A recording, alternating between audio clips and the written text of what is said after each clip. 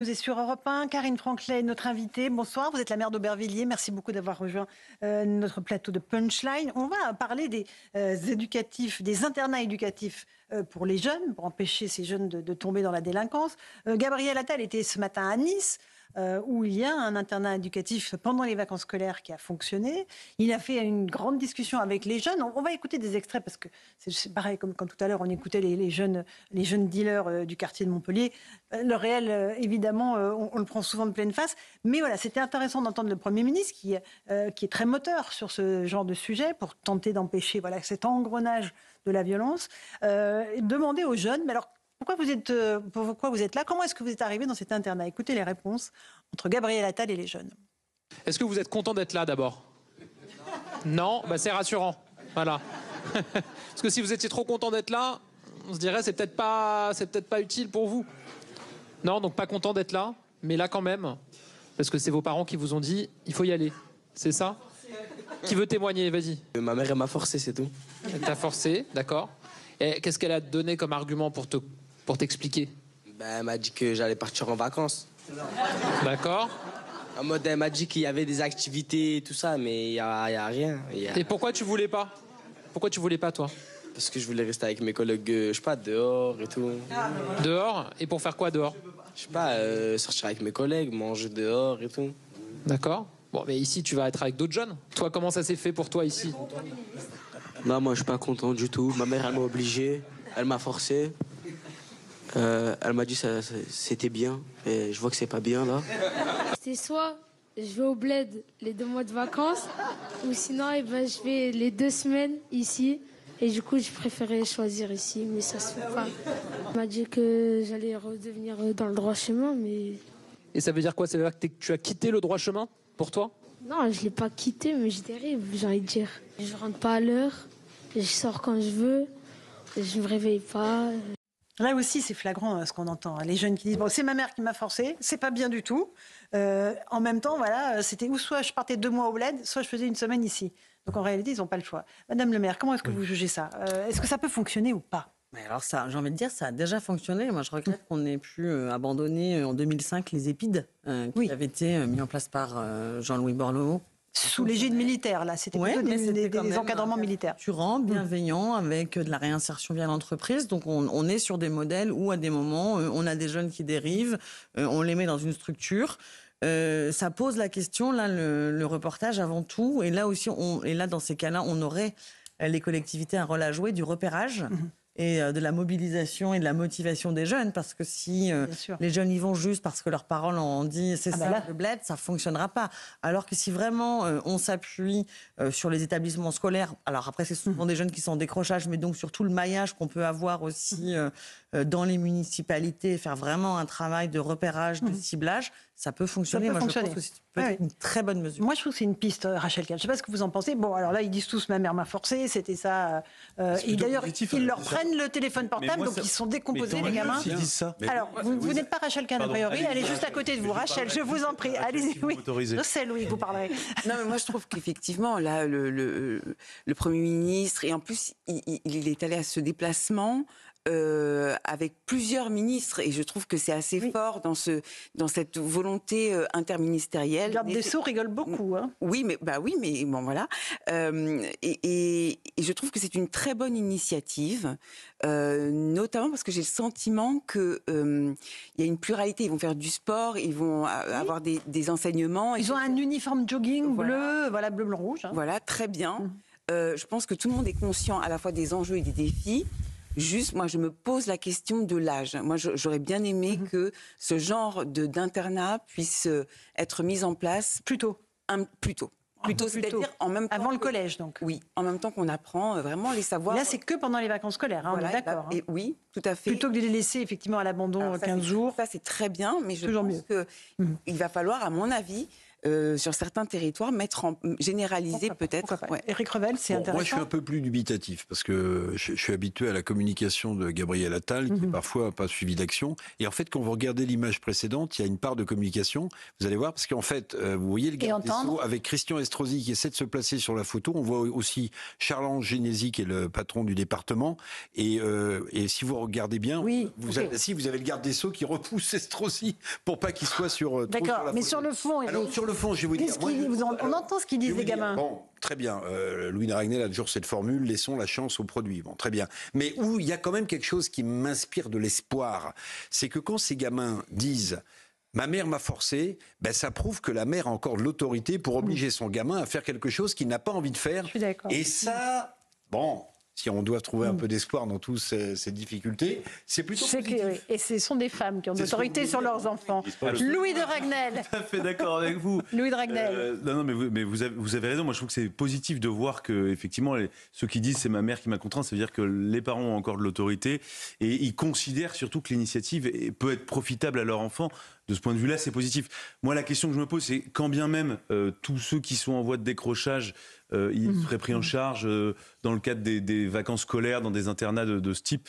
Bon, c'est très bien, mais qu'advient-il de tous ceux dont les parents se fichent complètement de savoir où sont leurs enfants? Là, c'est une expérimentation. Les enfants qui ne veulent pas y aller, tout simplement, et pour lesquels les parents n'ont aucune qui s'en iront au premier jour. Globalement, c'est positif. Ouais. Attendons de voir les résultats. Ou ceux dont les enfants rapportent quelques centaines d'euros par jour sur le trafic de drogue. On l'a vu avant. Et ensuite, attendons de voir aussi. Attendez, pas tous en même temps. Louis, vous avez terminé? Dispenser. Qu'est-ce qu'on enseigne exactement à ces enfants? Le sport, c'est très bien, qu'on les fasse se lever le matin, qu'on leur dise, leur apprenne à dire bonjour et au revoir. C'est encore une fois très bien. Ensuite, voilà, pendant 15 jours, il faut quand même occuper les journées. Il faudrait avoir une petite formation. Oui, il y a des éléments. Joseph, Pascal et ensuite François. Il y a des éléments qui sont donnés, par exemple, atelier de déconstruction des fake news.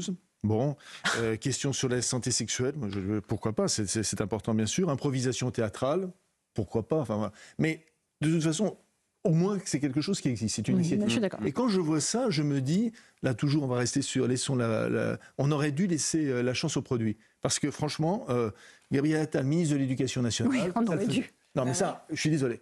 Qu'il s'agisse de ça, qu'il s'agisse du reste, qu'il s'agisse de l'abaya... De la laïcité, il en a parlé de la laïcité, l'abaya, où maintenant, est-ce qu'on parle encore de l'abaya aujourd'hui? Non, mais il l'a dit. Il a répondu à Thomas Bonnet. La réponse est non. Donc il a fait un certain nombre de choses. Et comme ministre de l'Éducation nationale, voilà. Seulement, comme on ne prend pas assez en compte l'éducation nationale, on ne prend pas assez en compte, on ne considère pas qu'il puisse y avoir, sous un 5e République, d'ailleurs c'est le problème, un grand ministre de l'Éducation nationale, comme il y a eu dans les républiques précédentes. Voilà, c'est ça le problème. Et pardon, dernier mot, j'ai dressé l'oreille évidemment à ce que disait Madame la maire, Madame Franclet, lorsqu'elle a parlé de Jean-Louis Borloo, parce que ça aussi, pardon, on ne peut pas parler de Jean-Louis Borloo sans parler de cette occasion ratée totale qui est due à une seule personne, à Monsieur Emmanuel Macron. Alors, François Pupponi.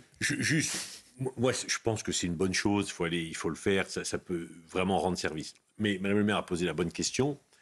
Si localement, il n'y a pas des cellules entre l'État, l'éducation nationale et les collectivités locales pour repérer les familles et dire ça serait bien que telle famille elle y aille. Et après, il faut savoir qui va convoquer la famille pour dire on vous conseille d'eux.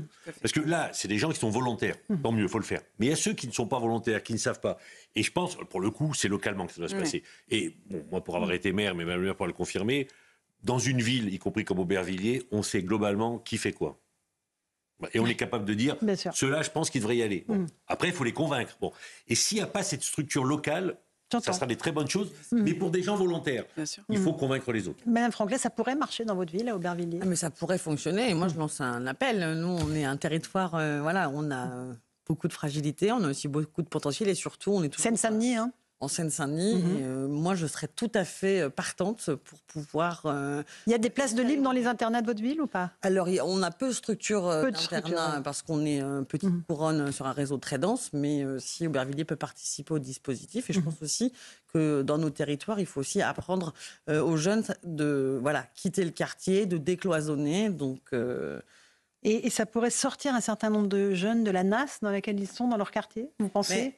Déjà être dans une démarche proactive et de se dire aussi si on les repère bien et s'il y a un suivi efficace derrière, ça peut être très efficace. Et là où je vous rejoins, madame, je pense que sur l'âge Moi, je pense que peut-être en école élémentaire, mais je pense qu'il faut cibler la tranche 6e, 5e pour que ce soit efficace. Que c'est là que ça dévisse avant que ça vraiment qu'il tombe dans une forme de prédélinquance un peu plus difficile. Moi, je pense que c'est et ça sur serait un niveau cohérent, plus jeune. ça serait cohérent peut-être avec justement les responsabilités d'une municipalité.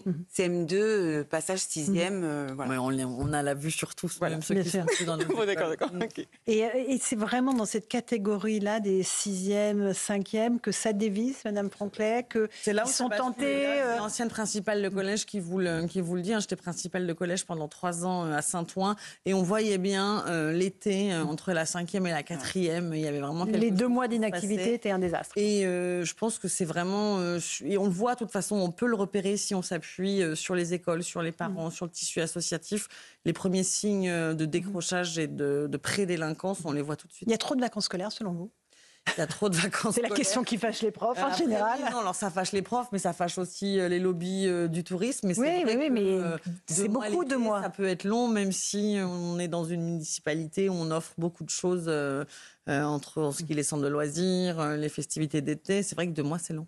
Absolument. Joseph Massescaron, vous vouliez rajouter quelque chose ou c'est bon, on avance? Non, c'est bon, on avance. C'est bon, on avance. Alors, on va continuer à évoquer ces internats qu'a voulu mettre en lumière Gabriel Attal. Il a aussi répondu, je vous le disais, à une question sur la laïcité qui lui a été posée par Thomas Bonnet. Écoutez la réponse sur le fait qu'il est attaché à faire comprendre la laïcité aux jeunes.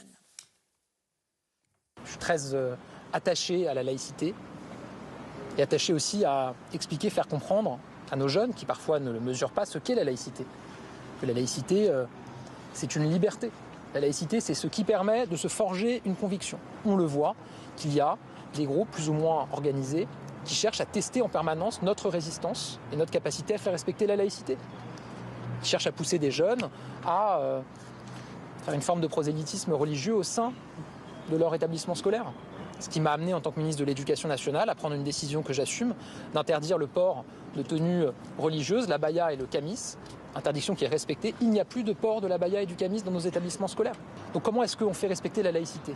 D'abord l'éducation, ensuite le soutien à nos personnels et enfin les sanctions. Et j'assume totalement les mots qui ont été les miens sur l'entrisme. Il faudrait être aveugle ou de très mauvaise foi pour ne pas le constater. Et ce sont nos personnels eux-mêmes qui nous le disent régulièrement.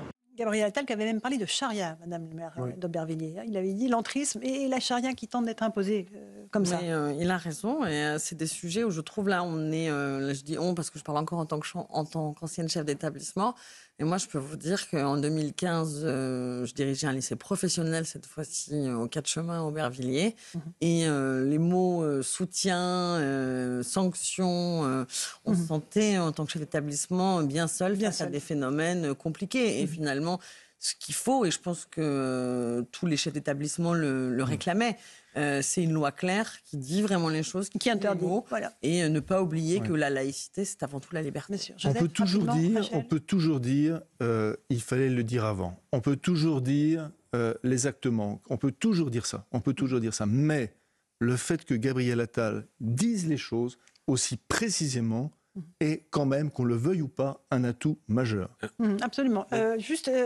Oui, Rachel, vous voulez dire un mot rapide? Oui, moi je suis la fin de l'émission. Je suis entièrement d'accord avec ce que vous venez de dire et je trouve que dans son expression et effectivement lorsqu'il était ministre de l'Éducation, finalement il incarne la laïcité pas comme une liberté mais encore plus fortement comme un combat. Une valeur. Juste un petit bémol. Oui, pour la liberté. Quand il dit comment on fait pour faire respecter la laïcité, c'est-à-dire qu'il y a l'idée, il faut de la sanction.